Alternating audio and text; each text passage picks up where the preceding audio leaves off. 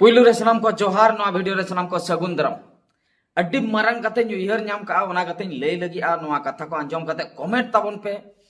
अड्डी Marang confusion कथा इनटे ओना ना क्लैरिफाई बनु का इन बइन ठिका दड़ा कना नवा दो तिना ठीक का तिना भूला आपे को उयहर अचुर कते लई ताबन पे कमेंट ताबन पे कथा तो हुयु कना नितो जहां लका लड़ाई चलुआ कना दिसोम रे ईरान भितर रे ईरान सलाते इस्राइल ओना सलाते अमेरिका नुकु को जो को तापाम कान दो ईरान जहां लका हांडे नाडे बम कोई गिडी आय ओना सलाते अमेरिका हो अडिगान मिसाइल कोई अड़ागी आय उनको को तापाम कना ओना सलाते भारत कथा को लई आ भारत दो कोई से दो आय ईरान से दो आय से अमेरिका पास्टा आय नो ओनका आयमा गान कथा आंजम कना ओना लड़ाई मिद सन ना व्यापार कना इन्या लई दो हुयुक कना इन्या जहां कन्फ्यूजन इन बुझाव का ओना दो हुयुक कना नो जो लड़ाई दिसोम रे हुयुक कना आर बांग राजनीति नो जो दिसोम ताला रे चलु अकान दो नोआ ओकोय को कराय नो उयहर अचुर दरकार कना एक्सा हराम होड़ को कराय गड़म हराम उमेर रिन होड़ को कराय भाबी ताबन पे गापा मियांग को गुजुआ उनको दो आर 9 बछर परे 9 बछर परे 12 बछर परे 5 बछर परे को गुजुआ मेनखान तापाम हाचो बना को आबो आबो लाइफ पूरा बर्बाद नितरिन जुगन को जहां लाइफ आर हो अडिगान मेना का नुन को हराम होड़ खातिर आबो पूरा बर्बाद हराम होड़ तो नवा खातिर लेया ओड़ा रे गड़म हराम कथा कोई हो बाको अंजमा गड़म हराम जेकन 60 बछर उमेर रे हुयु आय इना अक्तो रे को ले है गड़म हराम ले आय हराम बोहो बाई कमी आय भत्ताय नामे आय नुई दो भत्ता 60 बछर पारम कराय 1000 अतर भत्ताय नामे आय 80 बछर सटर आय उड़ीसा रे दो 3500 भत्ताय नामे आय नुई दो बोहो बाई कमी ते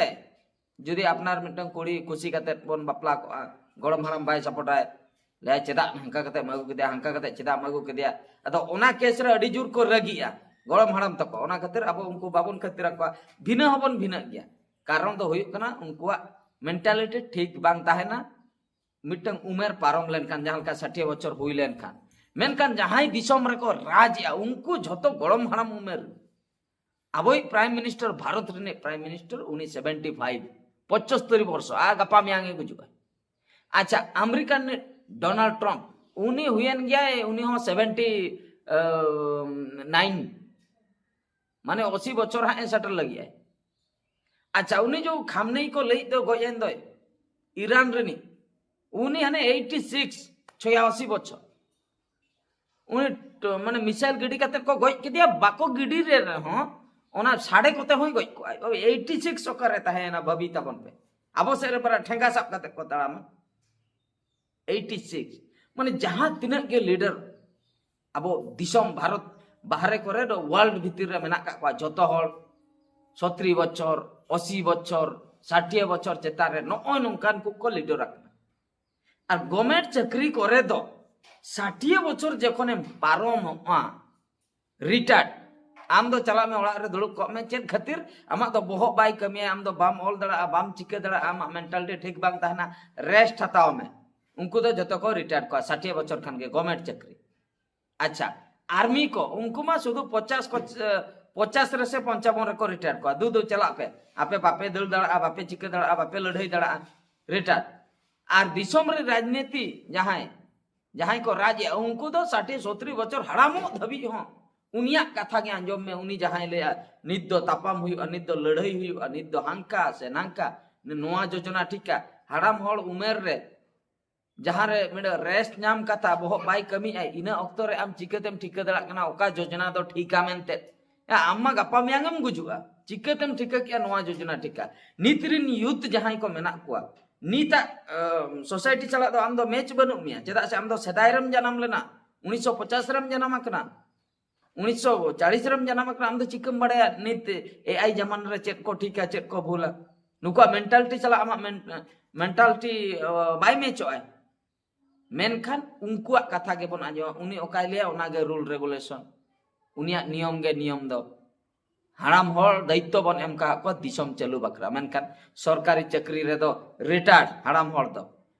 जहां तिना के आर्मी चाकरी को झतो रिटायर्ड हराम होड़ दो राजनेता फील्ड रे दो उनको गे चेतान रे गुजु अक्तर 80 बछर रे हो उनी राज आय আর উনি যাহাই লিয়ে ওনাগে ওনা খাতির নিত লড়াই उनको हाड़ाम हड़ को रगी गया से गड़म हाड़ाम को नासे नासे कतारे उनते उनी बम गिडी किया हपे अब हो बम बन गिडी लगे उनी मिसाइल आला किया इतिर 10टी हे अब हो 20टी बन आला लगे पूरा तापाम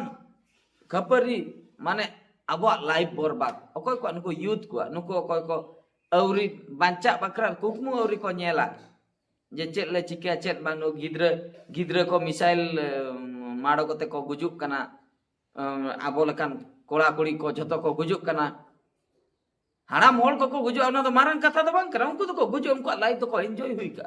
उनको तो को बापला ना उनको तो को एंजॉय हुई का उनको तो गिद्र को सेटल का को चिन हो उनको तो को गुजुक रो चिन फरक बांगा 60 बछर बांचान गे आर 3 बछर बांचाए आर 10 बछर बका 9 बछर उनिया तो चिन हो अफसोस के बनु गुजुक जोका मेन खान ओको 20 बछर रे गुजुक कना अफसोस ताहन कना ओको 25 बछर रे गुजुक कना अफसोस ताहन कना 30 बछर रे गुजुक कना उनी हो अफसोस ताहन कान तया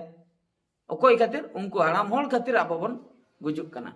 लड़ाई जुरसो उनी हाड़ाम हड़ के ले ए नि टू कपे आर्मी आर्मी जतो जुवन कोड़ 20-25 बछर कोड़ा 30 बछर कोड़ा ओकोय ऑर्डर एम के हनी हाड़ाम हड़ ऑर्डर एम के हनी पंडू चबा कानते उनी हा लई ए नि ठुई पे ठू किया को ठू ठाते ओकोय को गुजुआ नुकु जुवन कोड़ा कुड़ी को गुजुआ हाड़ाम हड़ तम गुजुक रे चेन फरक बनु मेनकान को जुवन को गुजु माने नो सिस्टम इन बानी बुझाव दड़ा कना ओका लका चलुआ कना अब दिसम तलारे हाड़ाम हड़ को राज आ गरम हाड़ाम उमेर रिन हड़ को राज आ जतो 60-70 बछर 80 बछर को उनको को राज आ उनको जतना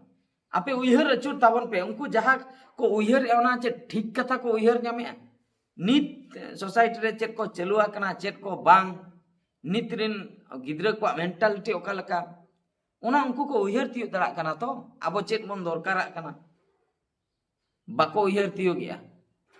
इन जहां उयहर या बाको उयहर ते चेदा से ओड़ा ना कथा गिन इन दिन उयहर ओड़ा करे जहां ओड़ा करे गड़म हाड़ाम को ताहना नियति उनको डिसीजन अब को ठीक बाबन बुझा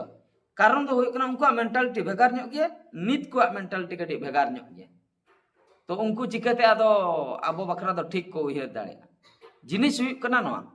उनको मेंटालिटी चला अब मेंटालिटी बाय मेचक कना आदो नय दिसम रे नो नका राजनीति चलुआ कना दुख रेना कथा हाड़ाम हड़ को राजिया और दिसम रिन कोड़ा कुड़ी दको तापाम कना